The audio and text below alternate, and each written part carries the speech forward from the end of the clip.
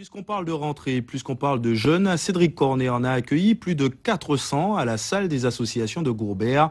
Une invitation du conseiller régional qui en a profité pour présenter son projet baptisé Phoenix. Un projet ayant pour but de créer un réseau d'entreprises composé de chômeurs âgés de 18 à 35 ans. Reportage Gérard Loiseau, le commentaire est de Ludivine Guillolet.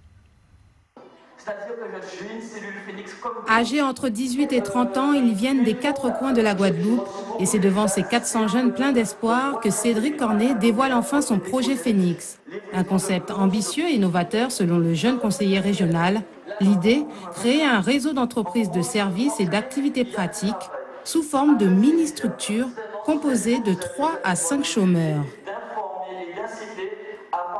Ce projet, c'est 50% Cédric Cornet, 50% eux, jeunes chômeurs ou en recherche d'emploi. Donc je compte sur leur motivation et leur détermination pour s'en sortir et je leur propose un cadre qui s'appelle Projet Phoenix où ils ont des activités à proposer à la population, ils ont une carte qu'ils vendent à la population et surtout ils proposent une valeur ajoutée pour le quotidien des Guadeloupéens.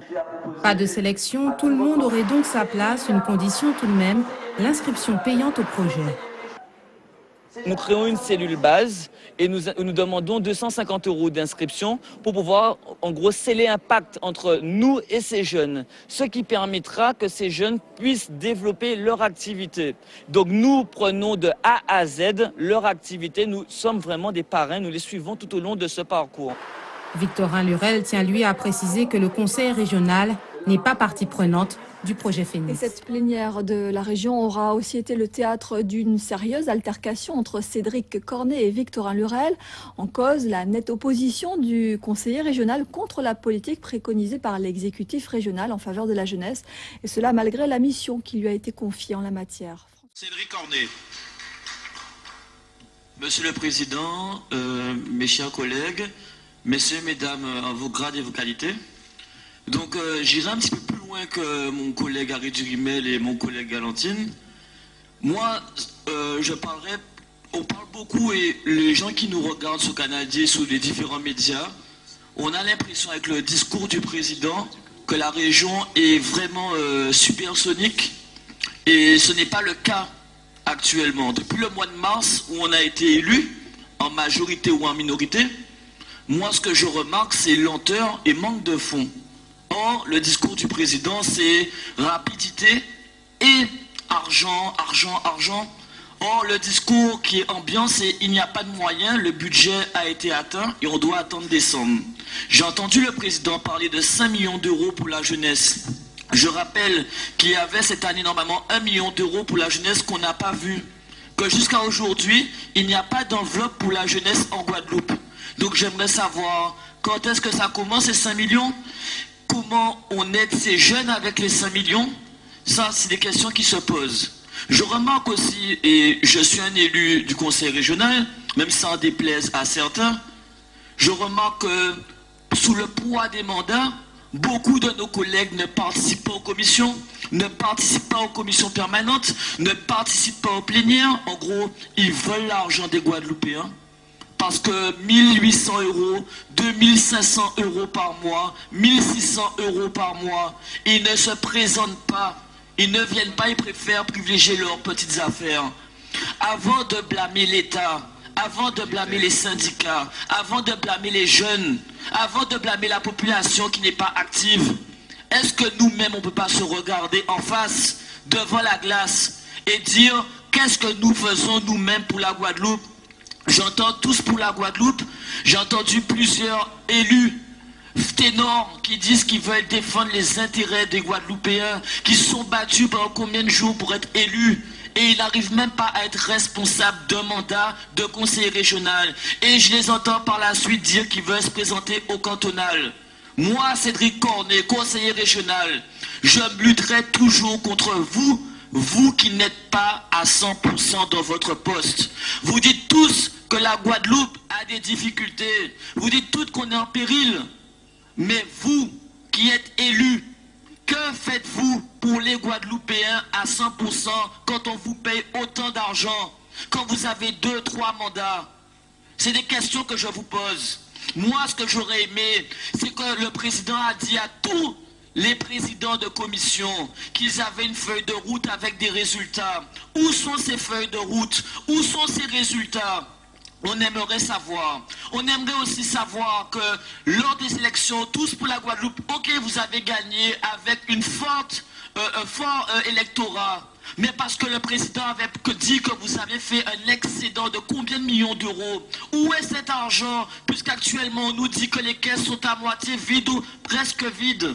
Où est cet argent? C'est la question que je pose.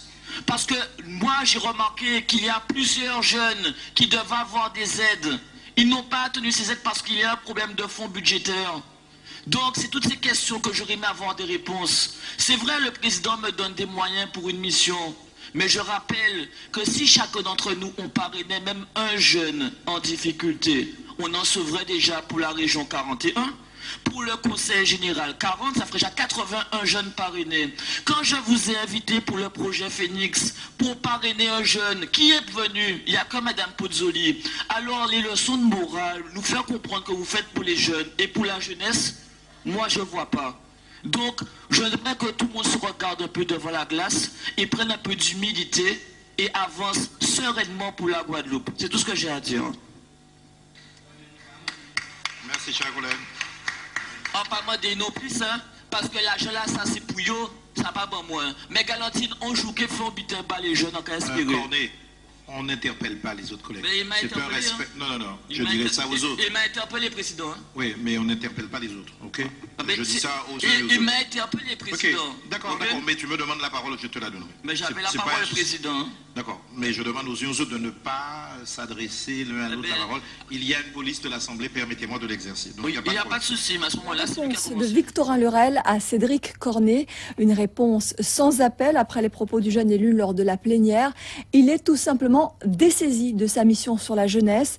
Victorin Lurel qui ne pouvait être en direct ce soir sur le plateau avec nous, mais qui nous a accordé un entretien, c'était cet après-midi. Victorin Lurel, bonsoir. Merci d'avoir accepté notre invitation. Vous vous rendez dans très peu de temps à Paris. Nous souhaitions vous faire vous faire réagir sur des questions d'actualité. Alors tout d'abord, votre décision de retirer la mission jeunesse en déshérence à Cédric Cornet. Ce sont les propos qu'il a tenus lors de la plénière et par la suite sur notre antenne qui ont motivé cette décision. Oui, absolument. C'était nécessaire, puisque j'ai dû insister pour qu'il accepte cette mission-là. Et puis je me rends compte que l'affaire est un peu polluée. Dire sur vos antennes que c'est un piège, qu'aucun de nos élus n'a voulu assumer cette mission-là, sincèrement.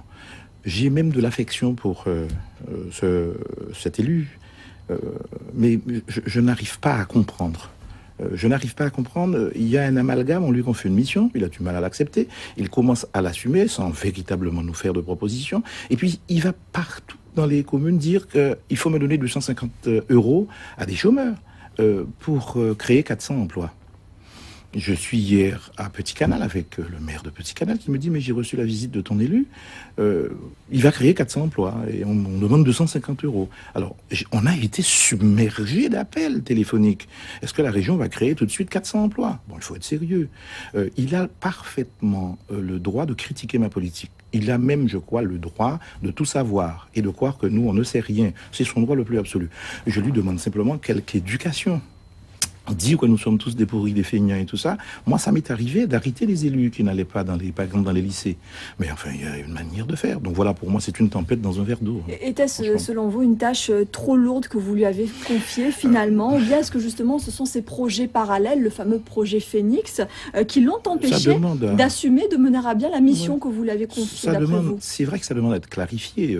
Phoenix ou Phoenix, 250 €, 400 emplois, bon, on débarque et on dit avant moi il n'y a rien eu et je vais tout faire. Bon, sur la mission elle-même, on a recruté quelqu'un, on lui a dit qu'il y a un horizon prévisionnel, il aurait pu commencer déjà à s'en emparer. C'est pas tout à fait le cas. Ensuite, disons-le clairement, il y a un comportement. Je veux bien qu'on soit jeune et fougueux, je respecte ça. Qu'il soit de l'opposition, j'ai une majorité assez large pour ne pas draguer les gens. Bon, mais quand même... Il a été trop loin. Il a été beaucoup trop loin et il va toujours trop loin. Attendez, je vous donne un exemple. Très brièvement. Monsieur Delanoë, là, il n'est pas invité, il arrive, se met à la table d'honneur. Je donne la parole au journaliste dans une conférence de presse. Non, il pose la question. Il demande à poser une question comme journaliste. il faut qu'ils se tiennent un peu et qu'ils se regardent un peu. Hein.